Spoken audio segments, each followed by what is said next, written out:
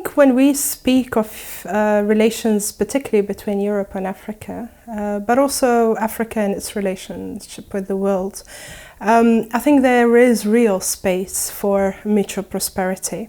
And what do I mean by that? And let me perhaps illustrate that with specific examples. All the world basically will be aging, but Africa would not be facing that particular challenge because there is a young population.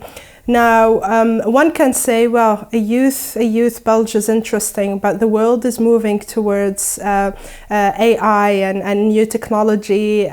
So, you know, it's fantastic that Africa has young people, but there will be no role for them as such in the economies. And what I often like to say is that robots will not be the ones who will pay for social security, for retirement, etc. We need humans who are working to be able to do that. And so that particular security can come from Africa because of its young population. So it goes beyond the availability of labor, not just for Europe, but I would argue for the rest of the world. And in that sense, I think there is space for mutual prosperity for both for Africa, Europe, and the entire world. The other space, I think, where there is a possibility for mutual prosperity or a win-win situation for Africa and its international partners, including Europe, is that Africa is one of the fastest growing regions in the world. It has some of the fastest growing economies worldwide. And as such, that can provide an opportunity for international investors, for international partners to benefit from that economic growth. So there are certainly opportunities. It's a matter of sizing them. I would say in terms of challenges, the key challenge, if you will, is to break away from the current mindset and start looking for opportunities for that mutual prosperity beyond the current frame that we are and have been used to for so long.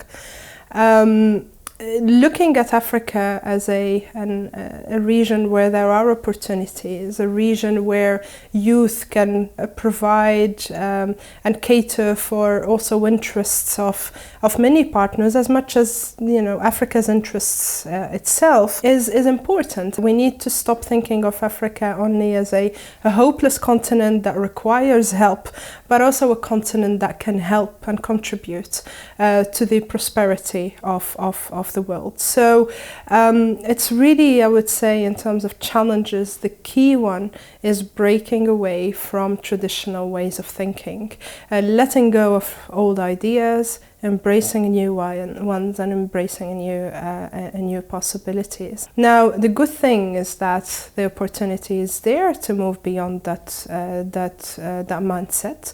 I would say a lot of this change is driven by Africa's own assertiveness.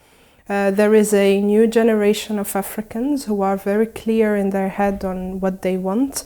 In fact, just last week there was a survey that was released looking at how African youth sees itself and sees its place in the world.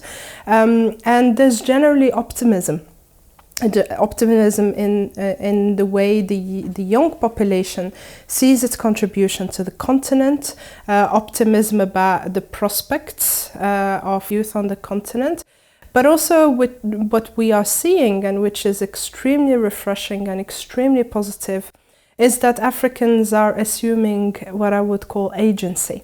They do see a role for themselves in their future, and I think that is certainly an opportunity which we can embrace, we can work with as Africans, but also as international community. So African countries, 54 of them, have signed up to the Continental Free Trade Area. 29 countries have ratified that agreement. The ambition is to start trading under the terms of that agreement as per the 1st of July this year.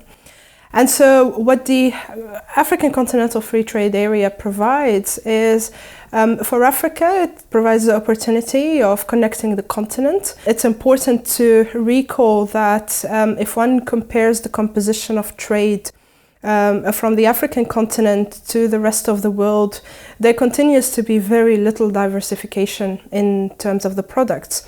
A lot of the exports continue to be extractives based.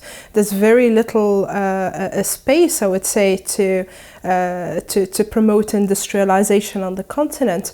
And contrary to that, intra-African trade, as small as it is, we're at the moment at 19% of trade being conducted within the African region, but the composition of what is traded within the continent is very much different. What we see is that much more manufactured goods are being traded within the continent. And so the space that the internal market provides for countries is significant, as such that will promote the industrialization within the continent.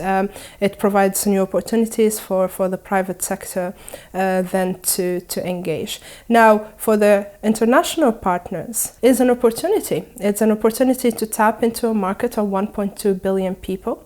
It's an opportunity to tap into a rising middle class on the continent that is interested in consumption. It's also an opportunity to provide space or to tap into a manufacturing capacity that will be provided by labor that will continue to be much more affordable as other regions move into a different level, I would say, of economic development. So it can be a win-win situation, again, for both Africa and the international community, and one that should be certainly exploited.